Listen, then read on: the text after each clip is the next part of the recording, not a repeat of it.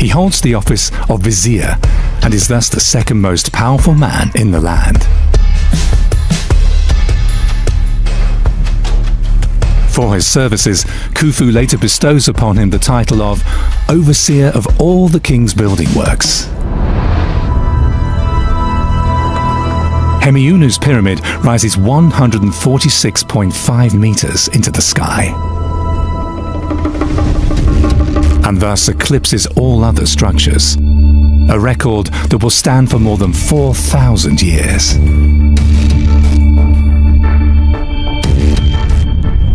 Only the Gothic cathedrals of the Middle Ages come close to this record height, and eventually replace the Khufu pyramid as the tallest structure in the world.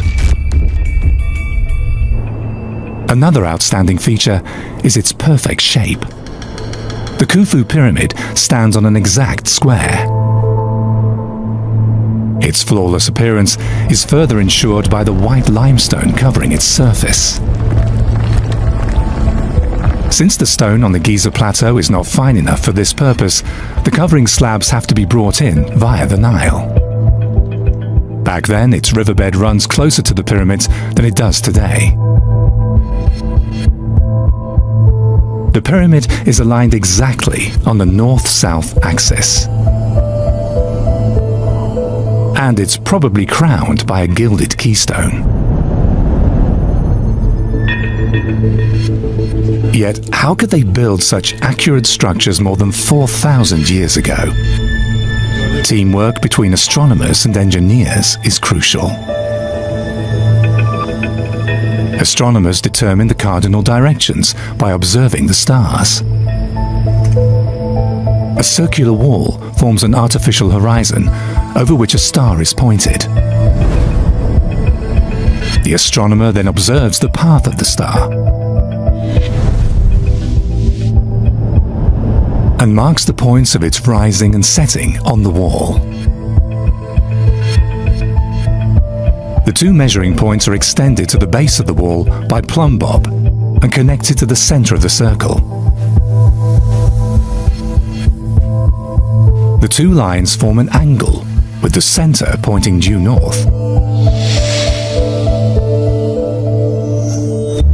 And not only the alignment to the four cardinal directions is perfect,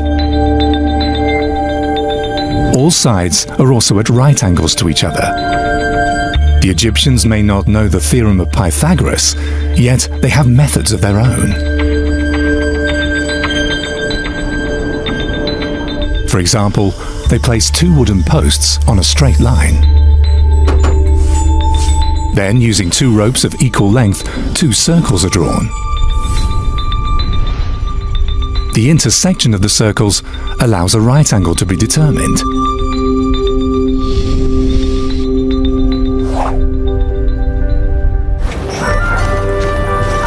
Arithmetic and writing are among the basic skills of Egyptian civil servants.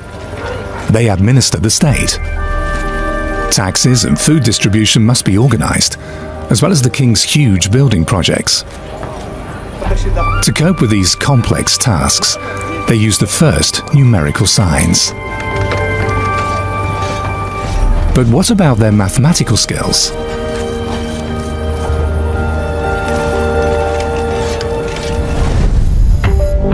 There are symbols for numbers on stone monuments and in temples. However, they reveal little about the mathematics used. Only papyri from the Middle Kingdom show that Egyptians knew multiplication and division. Many papyri are copies of older works.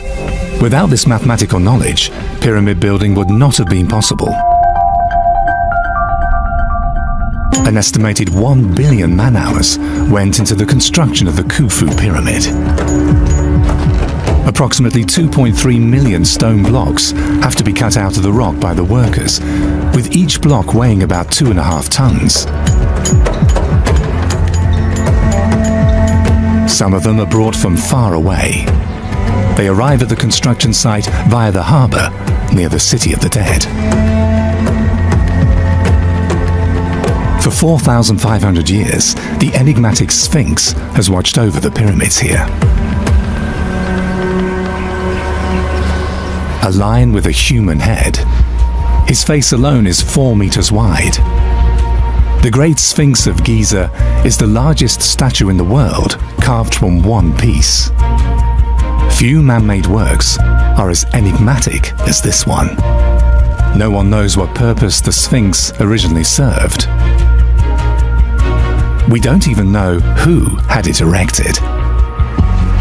Khufu or his son Khephren? And is the Sphinx a he or a she?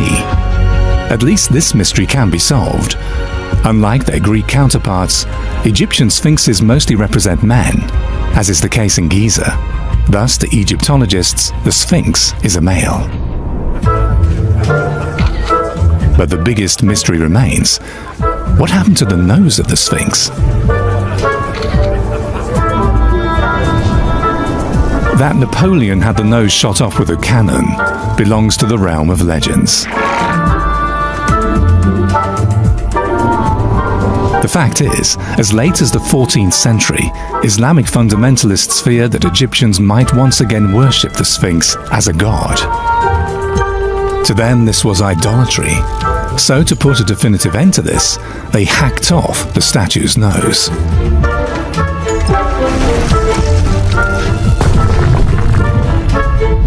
Since then, the Sphinx looks towards the rising sun without its nose. Today, the Sphinx is as famous as the pyramids, yet it's just a product of recycling. It was cut from the remains of the limestone quarry left after the pyramids were built.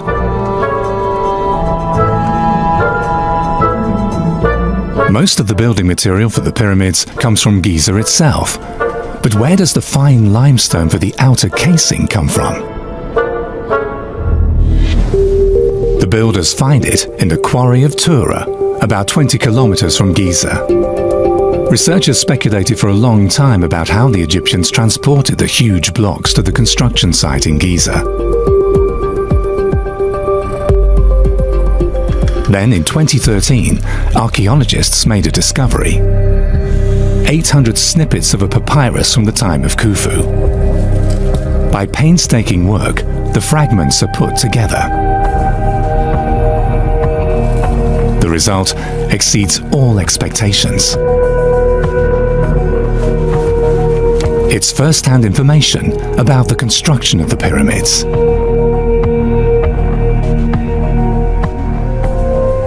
Building the Great Pyramid most probably involved the entire country and people from all over the two lands, the Delta and Upper Egypt.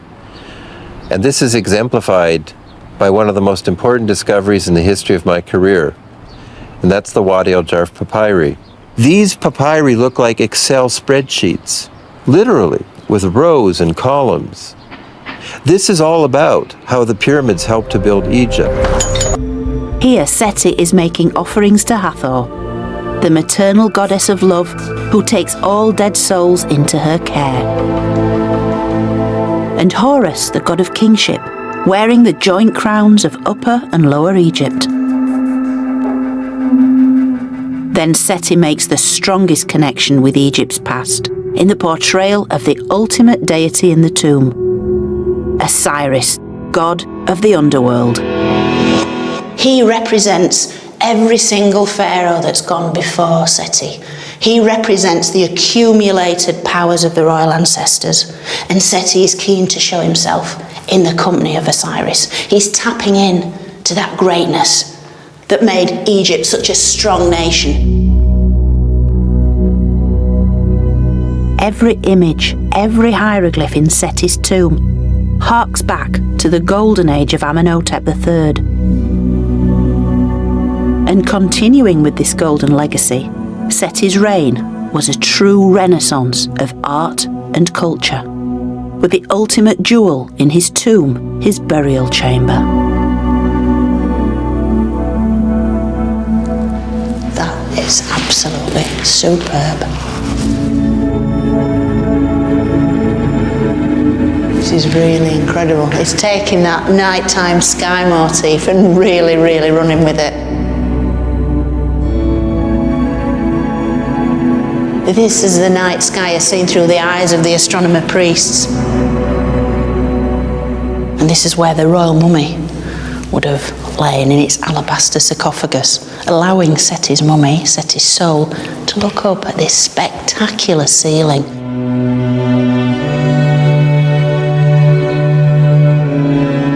Egypt's traditional belief system is here, writ large, covering every surface.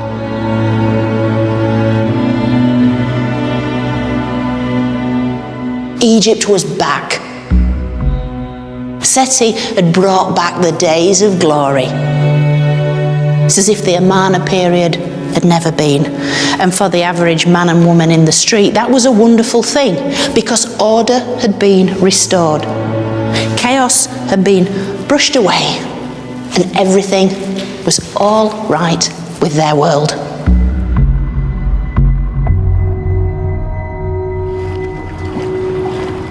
The Golden Age had been restored. But not just for the larger-than-life pharaohs with their glorious tombs and vast monuments, but for the majority of Egypt's population too. This included the inhabitants of Deir el-Medina, the tomb builders' village near the Valley of the Kings. At the edge of the village was a great pit, the community dump, inside which were discovered tens of thousands of pieces of pottery and stone, covered in pictures and words. Written in hieratic script, a kind of hieroglyphic shorthand, these are the ancient Egyptian equivalent of post-it notes, shopping lists and text messages. This is the kind of stuff that speaks to everyday life, what's going on underneath the surface. With the help of hieratic expert Dr. Glenn Goddenhoe, we can catch a glimpse of this intimate world, far away from kings and gods. Which is your favourite amongst these ones? I always go to this one.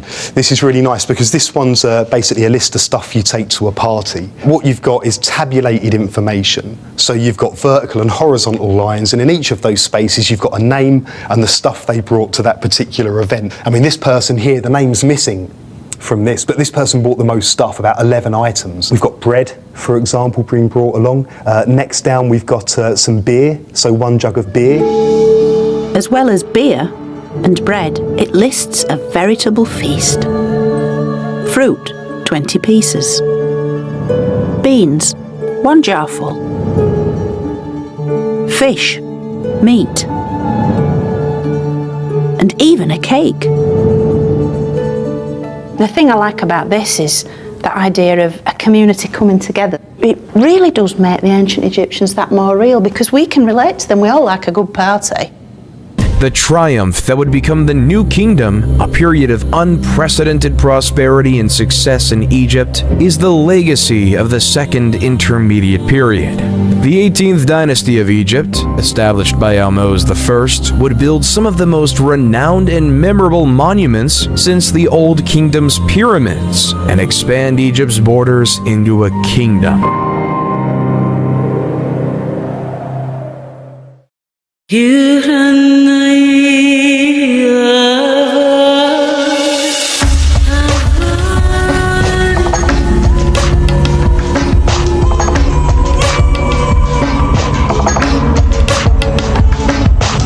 Ahmose I realized that the Hyksos had been able to establish themselves so securely because previous Egyptian monarchs had permitted them to.